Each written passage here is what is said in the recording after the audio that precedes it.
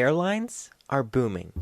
In 2023, the number of people who flew through US airports reached over 1 billion, and this number is expected to increase in the coming years. However, even with this success, in recent years, the passenger experience has seemed to be getting worse. Frustrated with multiple cancellations, many traveling with bags, kids, time constraints. So with all these issues, what if someone wanted to avoid flying? Well, they would have 3 options: bus, car, or train. Today I want to focus on train travel, because before airlines became the dominant mode of long-distance travel, trains were people's primary means of crossing the country. In fact, trains played a significant role in shaping the landscape of the United States as we know today. But today, rail travel is not the same. Outside of the Northeast, intercity train travel is infrequent and often runs late. Because of this, these routes can't compete much with other transport options. But can trains make a comeback? Amtrak, America's national rail operator, certainly thinks so. They're expanding their network and increasing service more every year. But how does a ride on Amtrak compare with a flight? Well, let's take a ride on both and find out.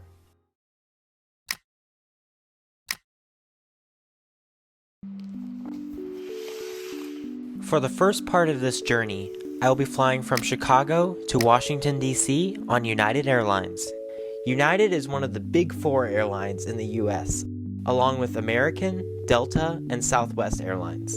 United offers many tickets at different price points, from first class to premium economy all the way to basic economy. Each ticket tier has different amenities included that the others must pay extra for. This unbundling of airfares has reduced their price by allowing customers to only pay for what they will use on a flight. So what ticket did I choose? Well, in order to make this a fair comparison, I booked a basic economy ticket, which is United's most restrictive ticket that has the least number of amenities included. With my ticket in hand, I headed to the airport and arrived 2 hours before my flight, as recommended by United. So we're a little early, but you can never be too careful with airlines.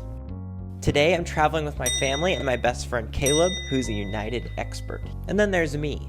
This is only my second trip on an airline, and I'm super excited to have this experience. When we arrived at the terminal, we first checked our bags, which was an extra charge of course. Then we head to the security line. We're here, let's go through security and then we'll review the terminal.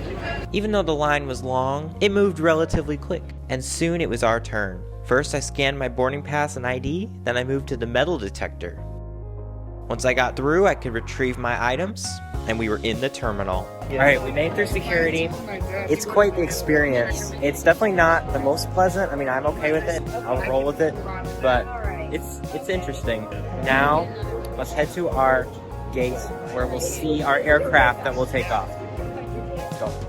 Our flight today departs from gate C-17, which is in the satellite concourse. So to get there, we went underground into a walkway called The Sky is the Limit, which has colored lights and music. Yeah, this is awesome. This is such a cool terminal. Once we exited the tunnel, we were at our gate.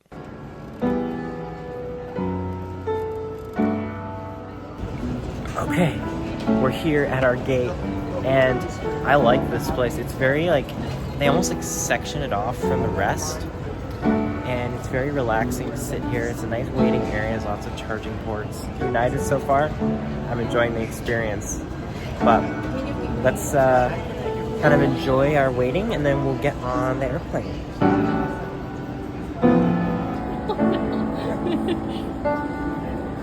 Boarding is soon. Then we will review the aircraft and see what's the comfort like, what's the legroom like.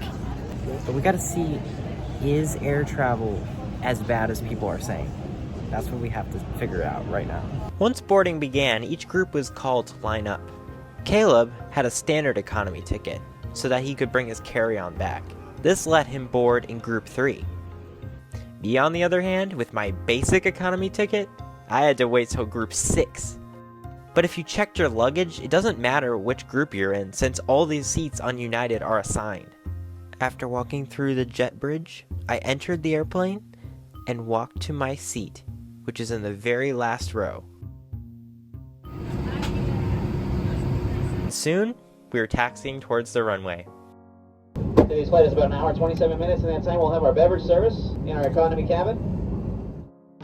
Now it's time for the best part of flying, takeoff. Here we go. Yeah, that big one there. Kind of wait for it. Oh,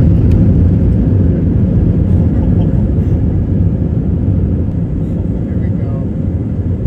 Yes. I know. There's a plane there. Yeah, look at that view. Wow. Leaving the land behind. We are currently in the air, and takeoff was so cool. Now we're waiting for our complimentary snacks and beverages, so we've got some interesting options, I think. So we'll have to review them. Yeah. But first, let's review the legroom. So not too much. We got like 2 inches, right? Yeah, 2 inches. It's not very much. I've got a little bit more. Not too much though. Soon after takeoff, the crew began to serve snacks and drinks. Any pretzels, chocolate, or fruit bars over here? Other pretzels. Pretzels? Pretzels. Pretzels. Oops. Oh, thank you. Yes. Time to review the pretzels on United. Let's do it. It's got some good savory flavor. Crunchy as they should be. They're really good. What would you rate them out of 10? Probably a 7 or an 8. Pretty good. All right, let me try them. Oh, I lost one. Oh yeah, I agree. That's really good. Lots of good flavors in there. Definitely solid 8 out of 10. Okay, we got our drinks. So I got Jadril, Caleb got Sprite. Nice. So pretty good. We got full cans. That's awesome.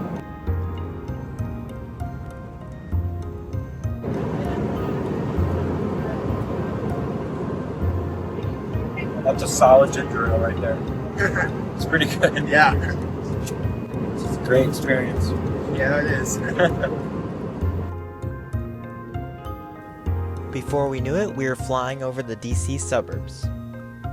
From here, our plane took an interesting approach. We flew away from the airport down the Potomac River, where we finally turned and headed in for landing.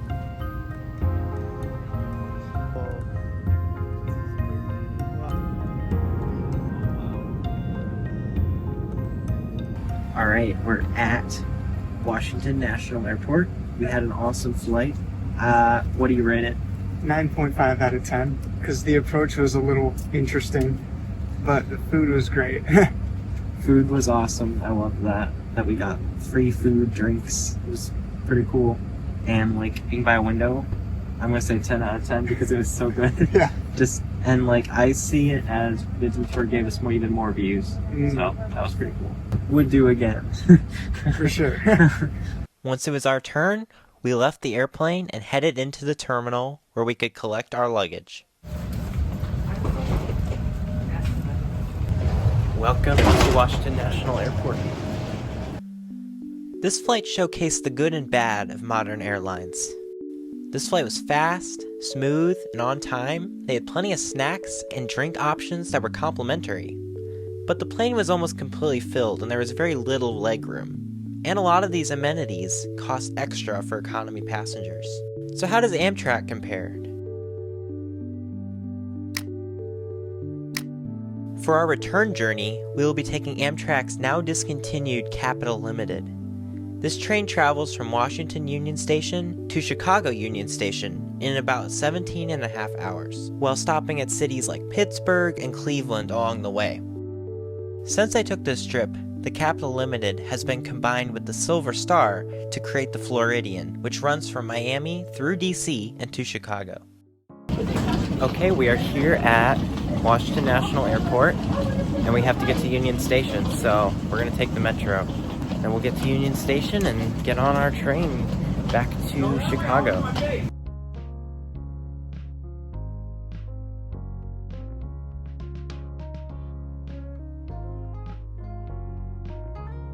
The DC Metro is one of my favorite transit systems in the country. The trains are fast, frequent, and comfortable, and the station architecture is incredible. It only took 30 minutes to get from the airport to Union Station. Once we exited the Metro platform, we entered the main hall. Oh, do you have to go through this? Whoa, look at this. Welcome to Washington, D.C. Union Station. We are here to catch our Capital Limited train back to Chicago. Let's head to our train. Amtrak's boarding process is notoriously complicated. The gate for our train would not be announced until it was 20 minutes before departure. Since the seats aren't assigned, it's really important you get a good place in line. Once we lined up, we all walked to our train that will take us all the way to Chicago.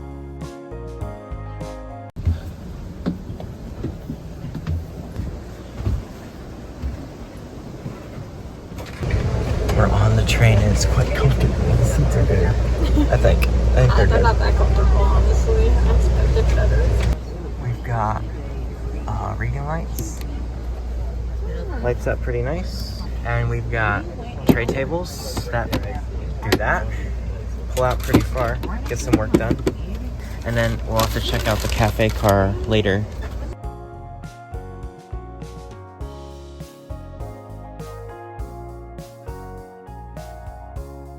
We got our tickets scanned. Now we're just on the train, just hanging out, just having fun. And yeah, just gonna relax now.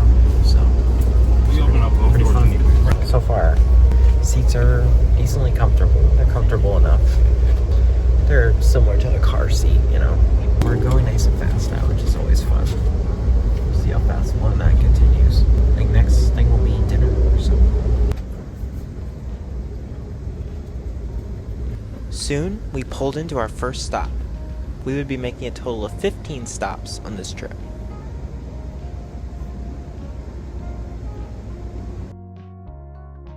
Eating our dinner on the train. So fun. Wow. The lounge car was by far my favorite place to spend time on the train. I was able to eat and get work done while enjoying the great views. But since this is a night train, the views would soon fade into the sunset. Alright, I'm in the Amtrak bathroom because it is bedtime. So, we've had a fun time here, a few hours, and ate some dinner and just been hanging out. So now, I'm gonna go to a bed and see if I can sleep.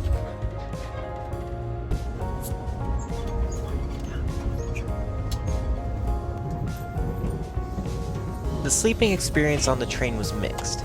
The seats reclined significantly and were relatively comfortable. I'm a light sleeper, but I was still able to get some decent rest in.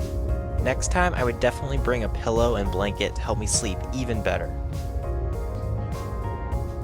When I got up, we were traveling through Indiana and the sun was beginning to fill the sky with color. We are in South Bend, Indiana, our last stop before Chicago Union Station. So let's enjoy the sunrise as we venture into Illinois. Here we go.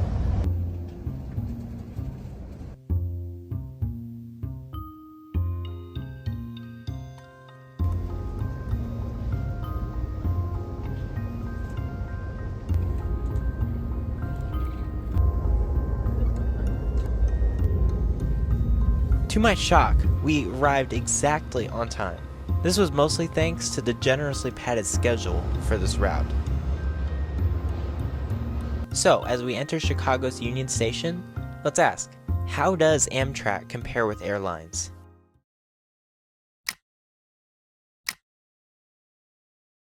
I'm going to break this comparison into 3 categories: cost, comfort, and convenience. First, cost. Both the train and the plane cost $99 per person when I booked them. But Amtrak offers a group rate that reduced the price of our tickets to $65 per person. For the plane, I not only paid $99 for my seat, but checking a bag was also an extra $35, while on the train, the bags ride for free. Next, comfort. The seating experience was vastly different on the train versus the plane. On the plane, there were 2 rows of 3 seats, versus the 2 rows of 2 seats on the train. The train seats also had a leg rest and could recline significantly. Also, the leg room on the train was amazing. But with the plane only taking an hour and a half, the seat comfort wasn't too big of an issue. Another standout feature of the train was the lounge car. They had tables where you could sit and talk or get work done while watching the world go by. It was truly a unique experience and was definitely my favorite part of riding on Amtrak. Finally, convenience. This category is somewhat subjective, depending on what aspects of travel are most important to you. But here's my perspective. For the train, the stations were very centrally located, making it easy to connect with local transport options or to walk to your destination. This is not always the case for airports. While the plane was much faster than the train, the added time it takes to get to the airport, go through security, and have extra time cushion before your flight makes it a lot less competitive for short to medium trips. The route from Washington, D.C. to Chicago is reaching that upper limit of where trains can practically compete with planes. So which one's better? Well, it depends. If you need to get to your destination as fast as possible, and you don't mind getting to the airport and going through security, the plane is probably your choice. But if you're traveling a short to medium length distance, and you want to end up in the center of the city you're traveling to, then the train might just be for you.